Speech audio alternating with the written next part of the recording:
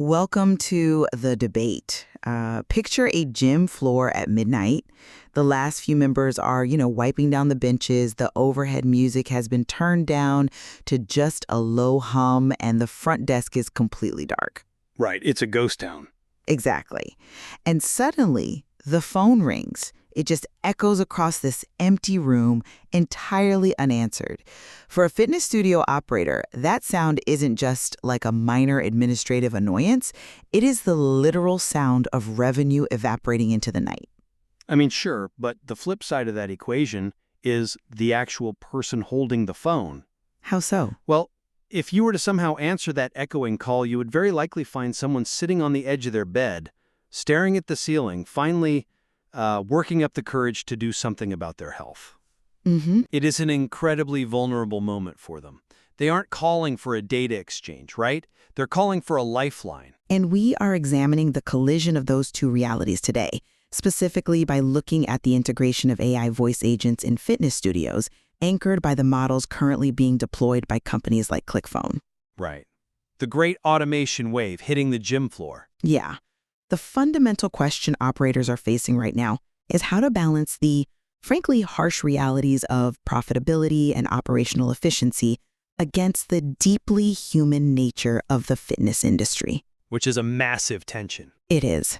I'll be arguing from the perspective of the gym owner today. We have the documented capabilities, the deployment models, the pricing tiers, and the structural metrics of these AI systems, and they force a profound reckoning. Because automation solves very real problems. And I'll be taking the perspective of the concerned employee and, frankly, the advocate for premium service, because this forces us to quantify things we have historically assumed to be unquantifiable. Meaning the human element. Exactly. The fitness industry is a uniquely high-touch business. The product isn't the treadmill, The product is the motivation to keep showing up. When you start outsourcing the primary communication channels to artificial intelligence, you are making a massive gamble with the core psychology of your customer base. Well, let's ground that gamble in the daily reality of running a facility. Because if you look at the raw data provided in the ClickPhone material, the current operational model is deeply, deeply broken. I wouldn't say broken, but... No, it is.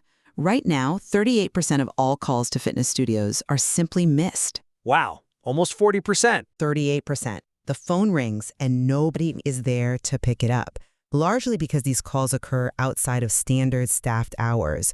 Furthermore, during the day, human staff lose up to 4 hours of their shift just dealing with inbound calls. Sure, the phone rings a lot. And perhaps most damning of all, 62% of that phone-related time is swallowed up by manual administrative rework. When you say manual rework, you mean like the post-call administration stuff? Exactly. It's the receptionist hanging up the phone, pulling up the CRM, the customer relationship management software, typing in notes about the conversation, manually scheduling a callback, or physically entering a trial booking into the calendar. Right. It is pure data entry. From an operational standpoint, the fundamental goal of a business is profitability, so it can actually keep its doors open to serve its community. Well, obviously. So a system that acts as a 24/7 front desk, one that automatically books appointments, qualifies leads, and logs data without human intervention, it solves those specific inefficiencies immediately.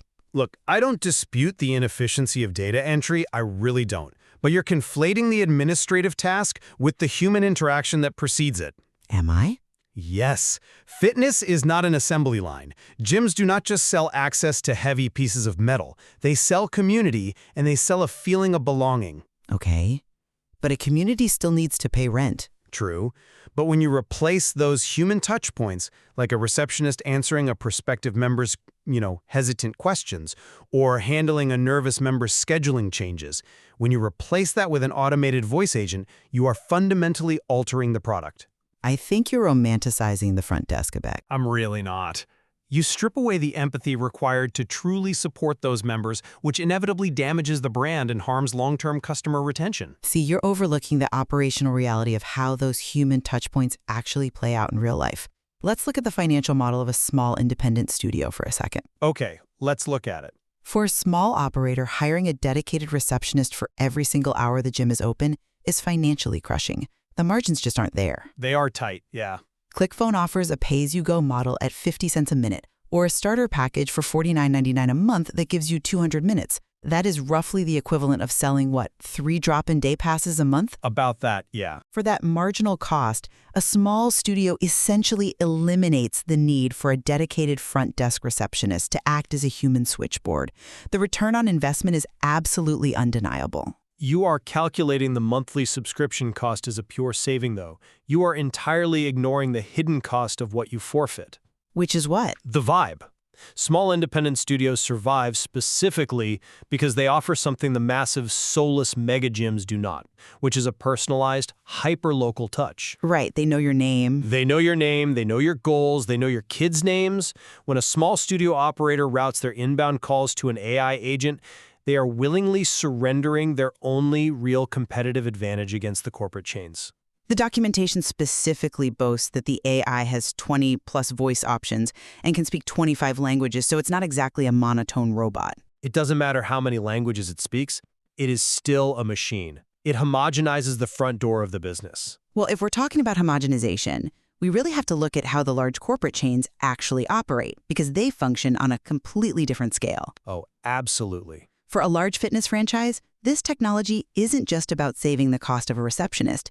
It's about structural standardization.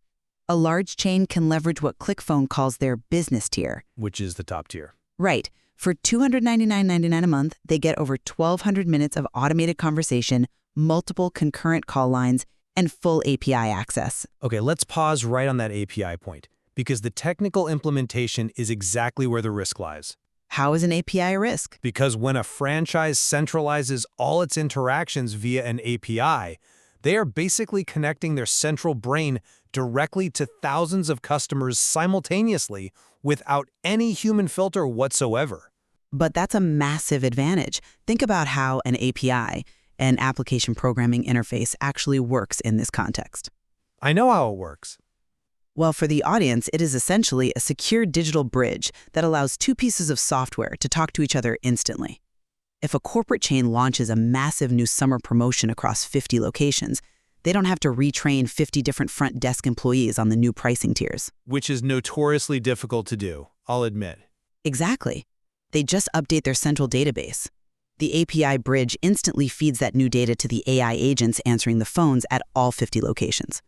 The standardization is literally flawless. Flawless standardization is exactly how you alienate members who want to feel like they belong to a neighborhood club rather than a dystopian tech conglomerate.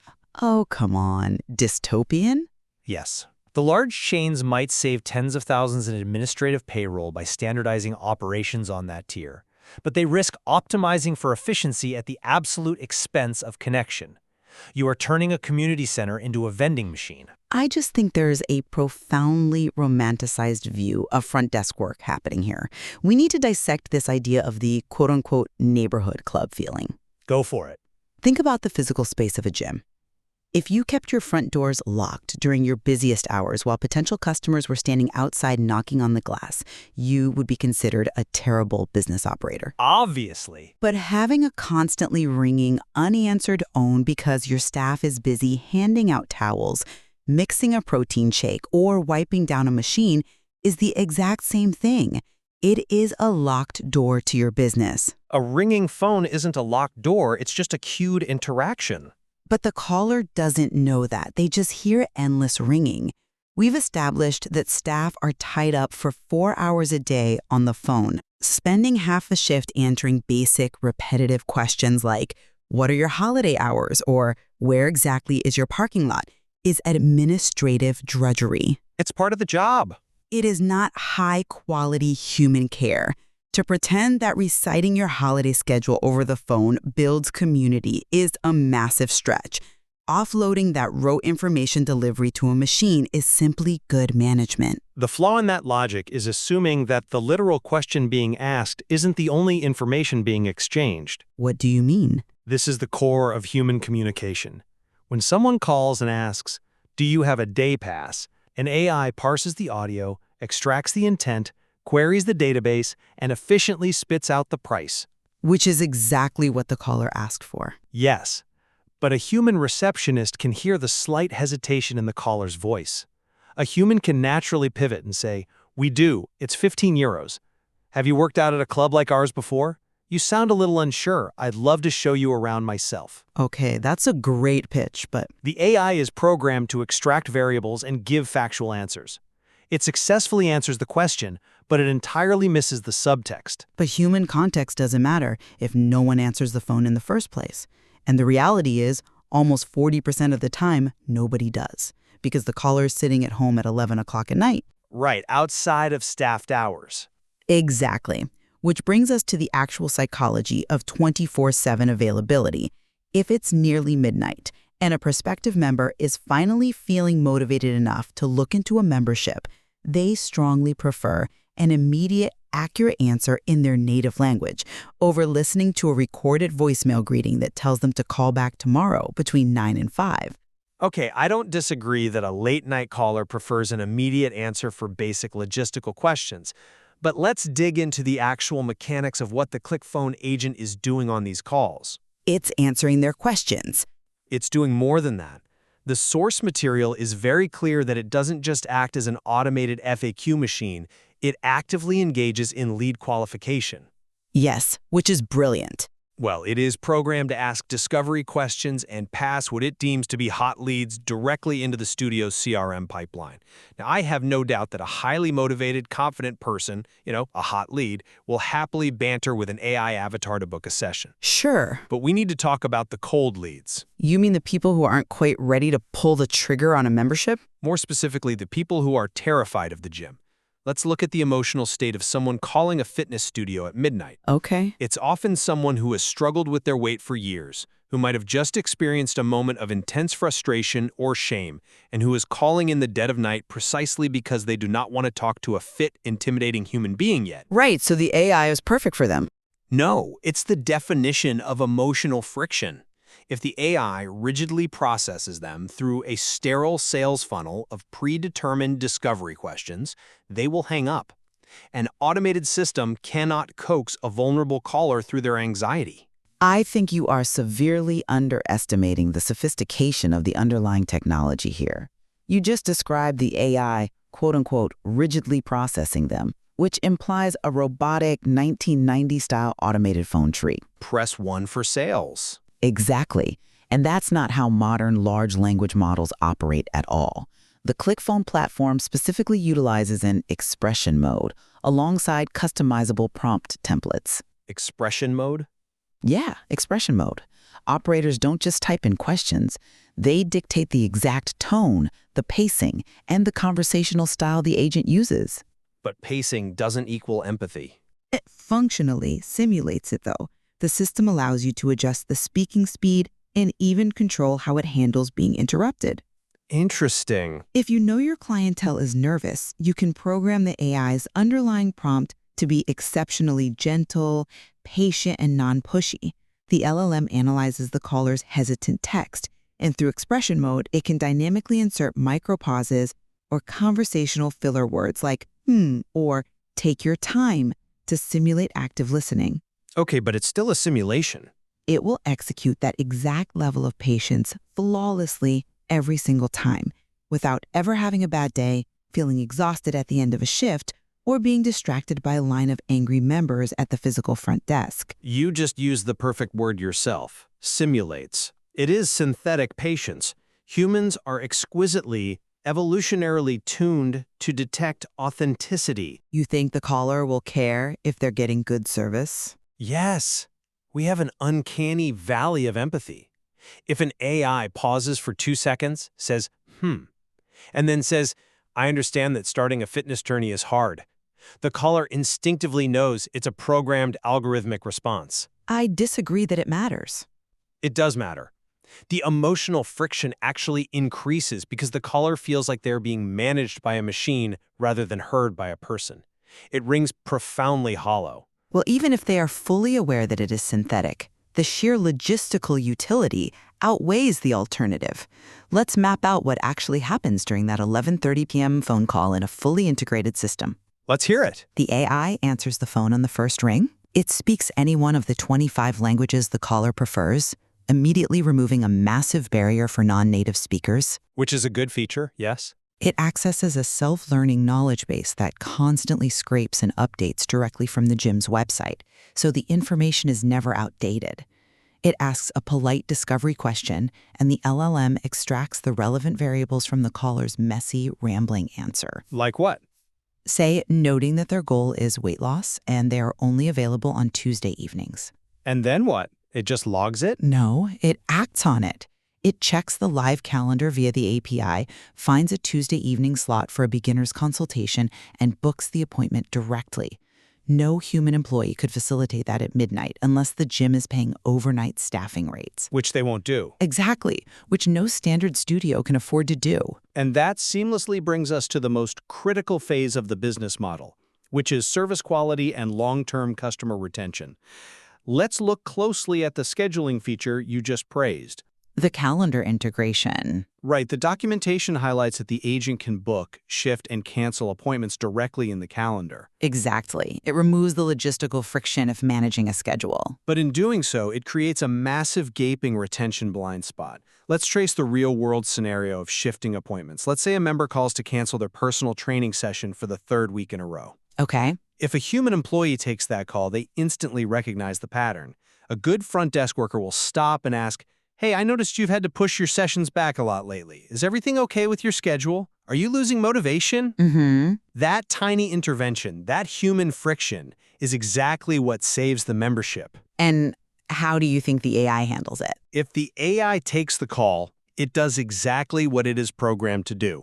It efficiently shifts the appointment in the calendar, sends a confirmation, and logs the action in the CRM via an inbound webhook.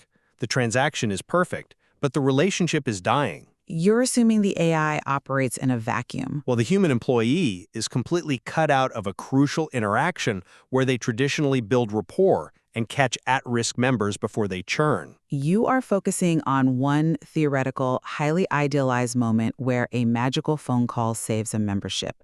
I am looking at the 62% of time currently wasted on manual rework that prevents employees from actually interacting with the people inside the building. But the phone is part of the interaction. Let's talk about what an inbound webhook actually is, because it's the key to solving the exact problem you just raised. A webhook is essentially a digital messenger that instantly fires off a packet of data the second an event happens. Right, it updates the software. It does way more than that. When the AI finishes that cancellation call, the webhook doesn't just quietly change the time on a calendar. It can instantly update the member's profile in the CRM, tag them as at risk based on the frequency of cancellations, and send a direct push notification to the gym manager's phone. Saying what? Saying, "Member X just canceled for the third time this month. Talk to them next time they scan in."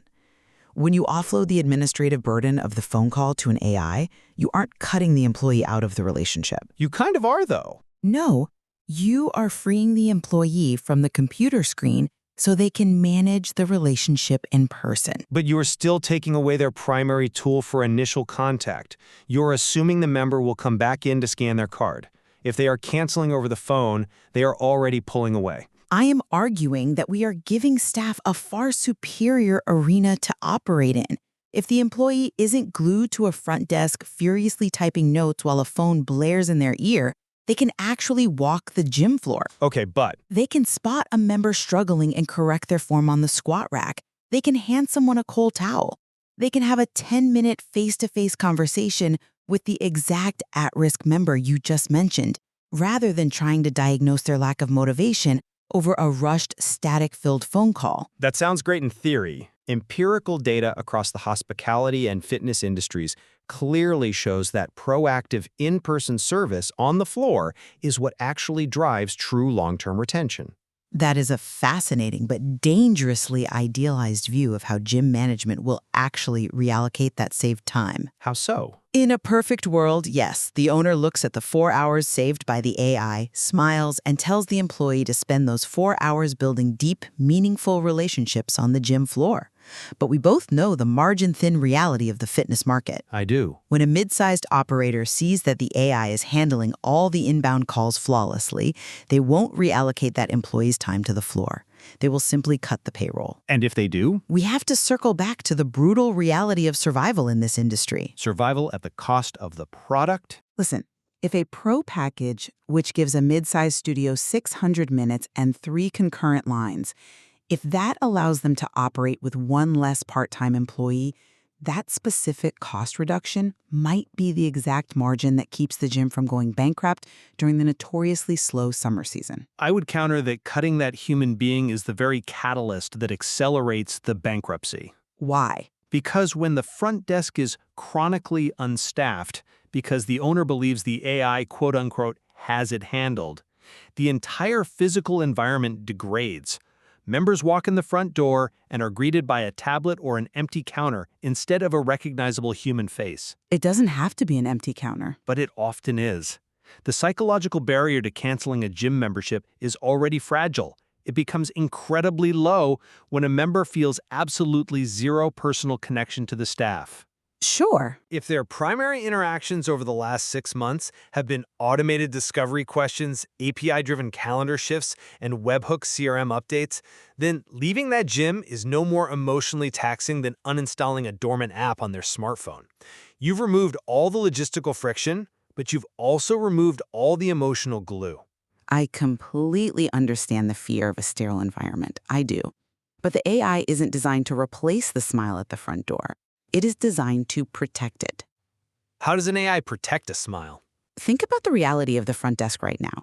If a receptionist is trying to warmly greet a member walking in while simultaneously juggling 2 blinking phone lines with people asking for directions and pricing, that greeting is inherently stressed, rushed, and distracted.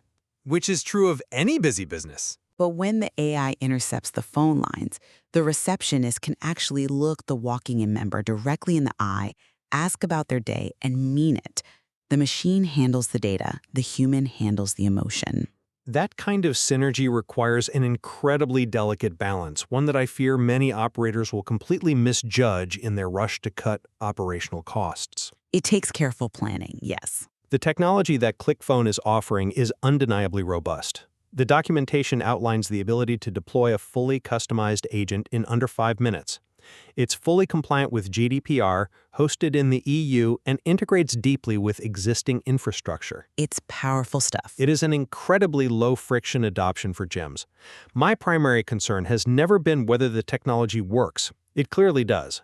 My concern is whether the industry has the wisdom to implement it without hollowing out its own soul. It is a deeply complex integration, and it requires operators to meticulously audit their entire member journey.